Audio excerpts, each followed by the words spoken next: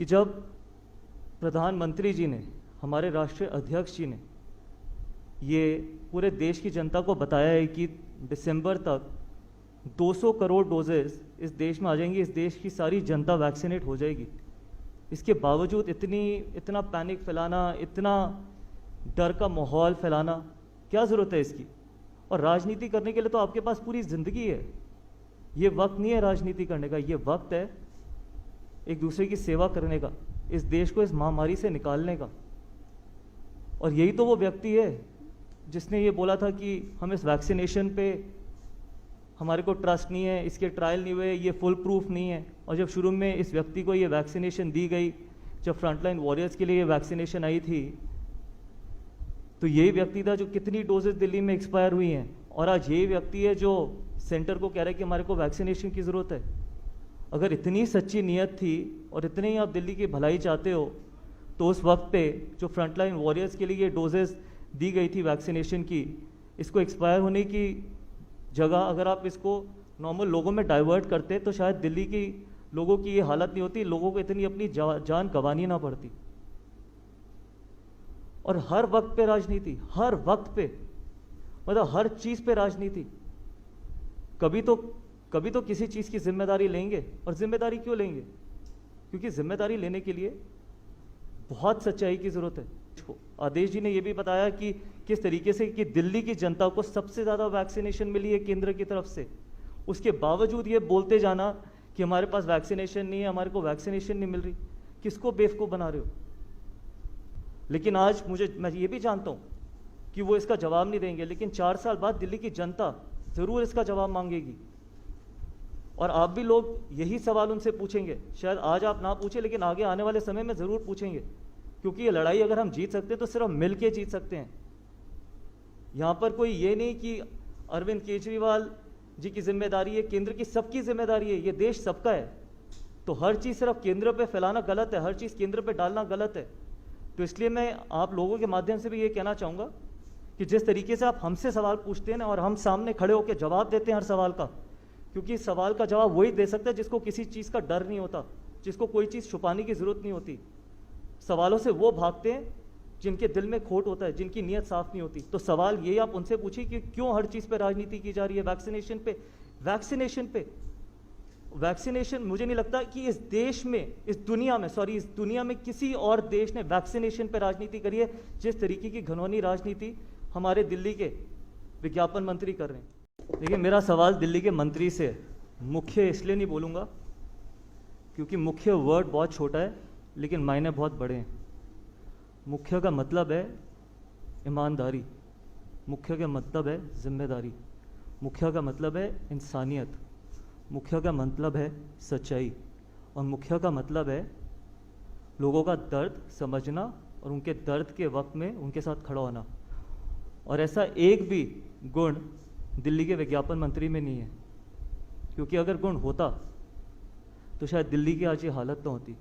और कमाल की चीज़ है ना राजनीति और नाकामी, कि जो अपने आप को दिल्ली का बेटा, दिल्ली का भाई, दिल्ली का मसीहा कहता था, आज वही व्यक्ति उन्हीं माँओं के, उन्हीं बहनों के कंधे पे चढ़ के राजनीति कर रहा है।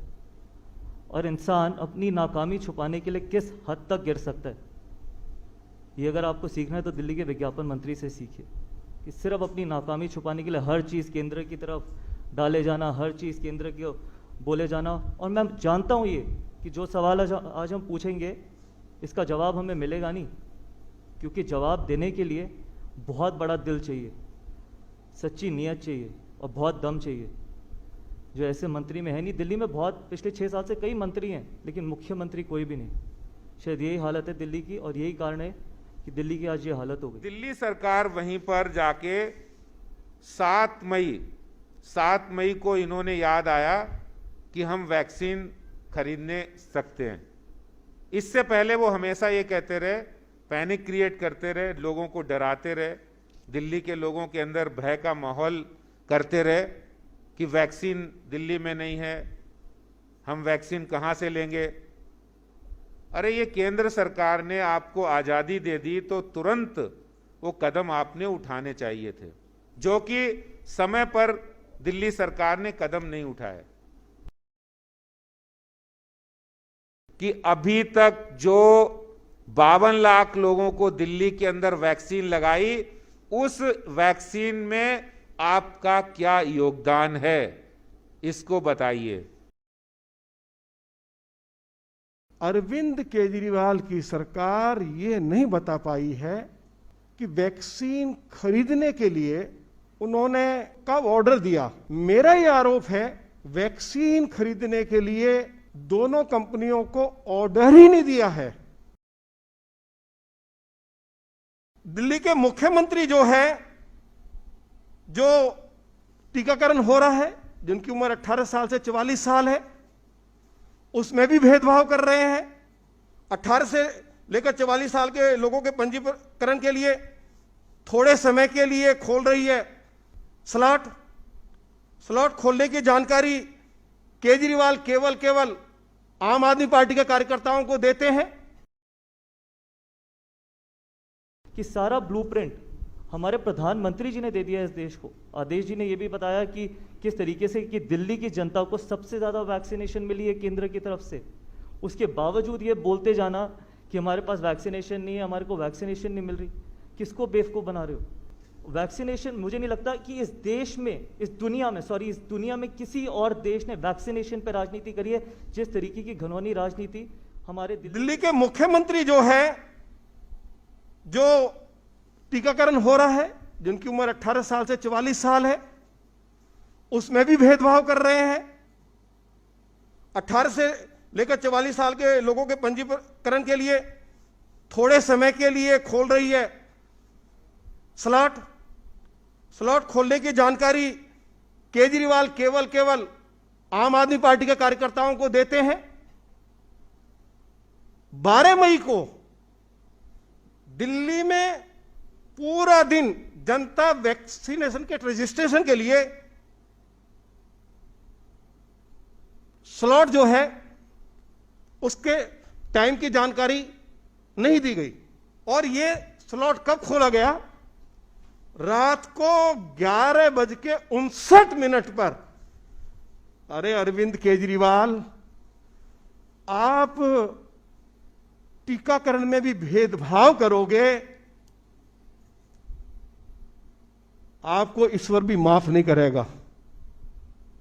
आप जिस तरह का दिल्ली में जो खेल खेल रहे हो, यह ठीक नहीं है कि केवल जो आपकी पार्टी के आम आदमी कार्यकर्ता हैं, उनके रिश्तेदार हैं, उनको पहले उनका टीकाकरण हो जाए, और जो आपकी पार्टी से जो लोग नहीं जुड़े हुए हैं उनको जल्दी से टीका नहीं मिलेगा।